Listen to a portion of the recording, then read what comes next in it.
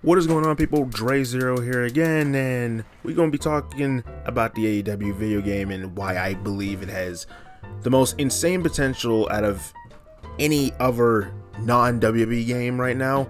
And yeah, even the wrestling code, even though like we know who's going to be in that game too, when people are actually still being signed and that's getting scanned, people are getting scanned for that game, people's moves are getting scanned for that game, like that has potential too. I'm not taking anything away from the wrestling code, but in terms of the AEW video game, I think whenever it releases and with what we've been given so far, I think it has the most insane potential when it comes to everything non-WWE right now.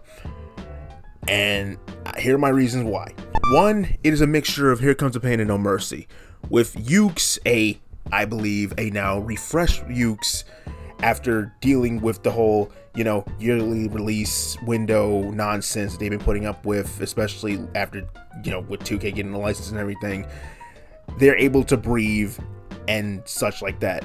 Now they're on a time frame where it's like, it'll be done when it's done. We're not rushing to get it out the door a year after the last one we just released just came out, So I think they're now refreshed Ukes and Aki Corp vets who are definitely confirmed to be working on the game.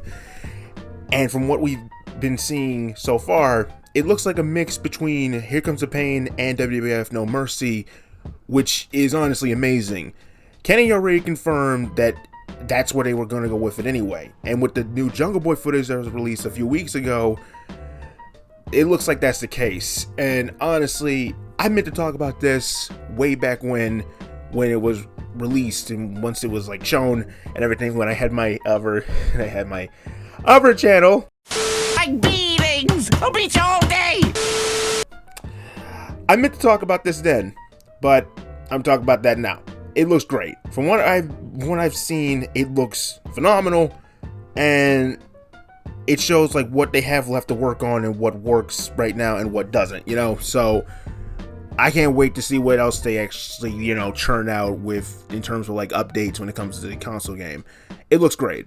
Now, honestly, it looks great. It does look like a mixture between Here Comes the Pain and No Mercy. It looks like an HD remaster version. It looks like a remake of Here Comes the Pain, to be honest with you, which is, again, great. Anyway, my second point, the roster itself.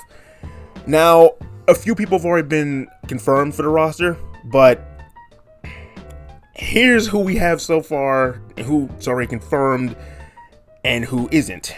But it's more or less going to be like, oh yeah, they're going to be in. Who's going to be in and who's not going to be in. But here's who's a definite at this point.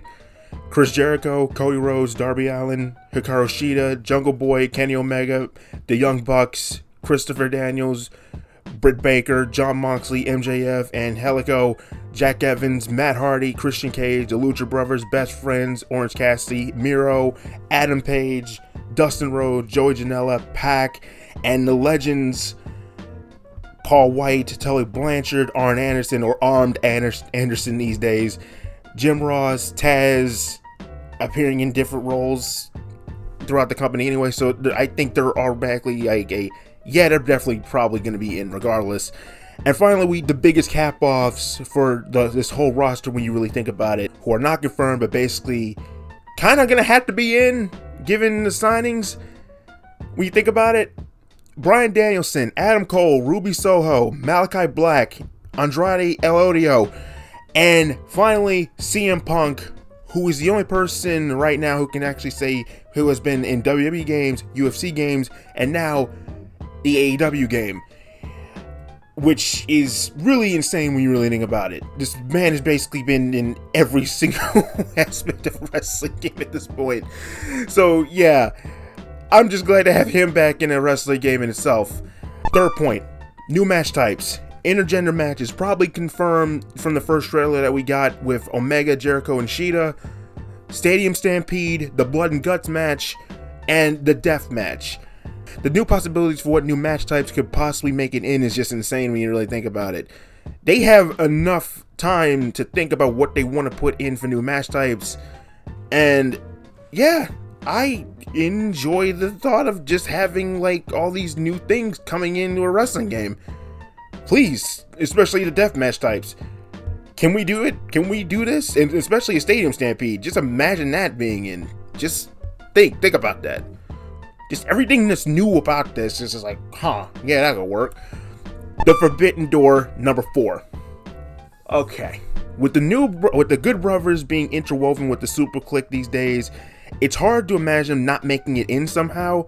Also, for a time, Mox was basically the doorman of the Forbidden Door, when he was the IWGP US Champion, as he was facing people from New Japan until he lost it to Lance Archer in a Texas Death Match on AEW TV. With AEW working with other promotions like New Japan, Impact Wrestling, AAA, they could easily have these outsider wrestlers that have appeared on AEW Dynamite in-game or have DLC featuring other promotions. I'm just thinking about the prospect of just how insane just the Forbidden Door concept could actually be in-game. Just imagine how massive and crazy this roster is with just who we have in AEW right now, and then you add the Forbidden Door aspect to it. In DLC, or some people already making it in because they're already interwoven with storylines in AEW right now, or just DLC. Just madness. Absolute fucking madness. Alright? Just insane.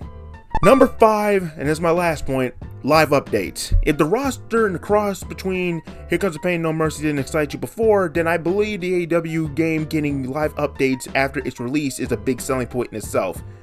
This is something that the 2K games, the WB 2K games have not ever had, but it's something that I think is needed.